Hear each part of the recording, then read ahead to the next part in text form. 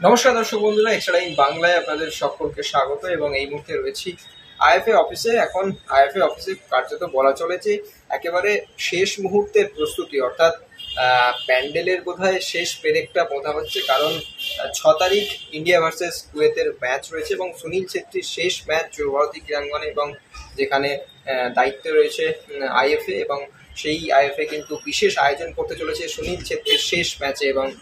এবং শেষ ম্যাচে সুনীল ছেত্রীর জন্য কি কি ব্যবস্থা রয়েছে সেই সমস্ত কিছুই কিন্তু জানালেন আইএফএ সচিব অনির্বাণ দত্ত। এবং সুনীল ছেত্রীর জন্য বিশেষ মাস্ক থেকে শুরু করে বিভিন্ন ব্যবস্থা রয়েছে, যেমন কি রয়েছে সেটাই ওনার মুখ থেকে শুনে নেওয়া যাক। 6 তারিখ যুবভারতী ক্রীড়াঙ্গনে সুনীল ছেত্রী কার্যত তার শেষ ম্যাচ খেলতে নামছেন। তো কি ব্যবস্থা আপাতত করা হয়েছে, যদিও একটা পারমিশনের ব্যাপার রয়েছে, তো এখনো পর্যন্ত কি আপডেট রয়েছে?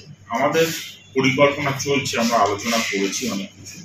যেরকম আমরা একটা প্ল্যান করছি যে যদি সব দর্শকের হাতে একটা সুনীলের মুখোশ তুলে দিতে পারি, যে এক স্টেডিয়াম সুনীল, সবাই সুনীলকে বিদায়ের ম্যাচে সম্মান জানাতে সবাই কিছুক্ষণের জন্য মুখোশটা পড়লো এবং সারা মাঠ জুড়ে সবার মুখে সুনীলের মুখোশ থাকলো।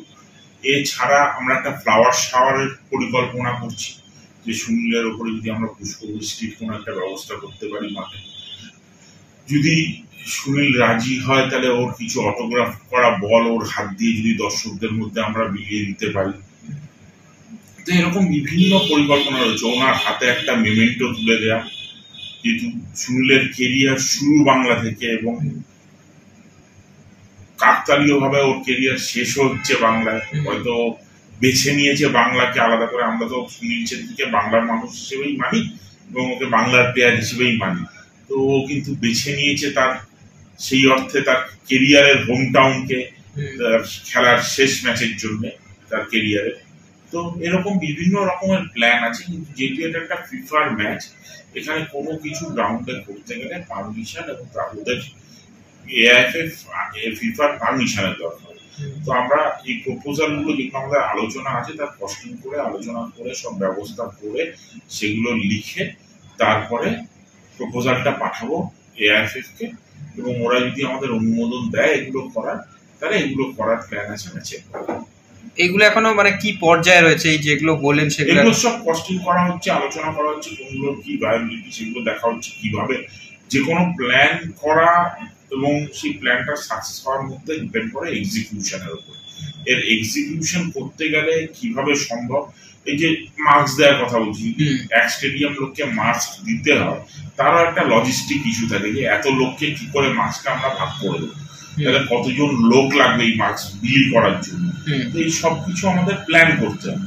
এই প্ল্যানিং পর্যায়ে সবকিছু রয়েছে, যেগুলো আমরা দেখবো যে ভায়াবেল এবং করা সম্ভব। সেই প্ল্যানগুলো আমরা পাঠাবো এআইএফএফ এর কাছে তাদের অনুমোদনের জন্য। তারা যদি অনুমোদন দেয় তাহলে এই প্ল্যানগুলো আমরা এক্সিকিউট করব।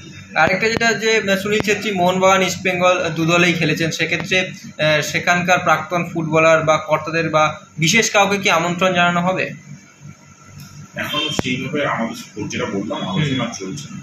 আমি বিশ্বাস রাখি যে প্রত্যেকটা ক্লাব থেকেই, আপনারা জানেন, আমরা একটা টিকিট কোটা ভাগ করে দিচ্ছি যাতে সব ক্লাবের কর্মকর্তা প্লেয়ার মানুষরা আসতে পারে মাঠে। সেই ক্লাব কোটাটা তারা নিচ্ছে এবং আমার মনে হয় ইস্ট বেঙ্গল, মোহনবাগান, মোহামেডান এই ক্লাবগুলো সবাই মাঠে আসবে সেদিন খেলায় উপস্থিত। একটা সেন্টিমেন্ট। Extra time.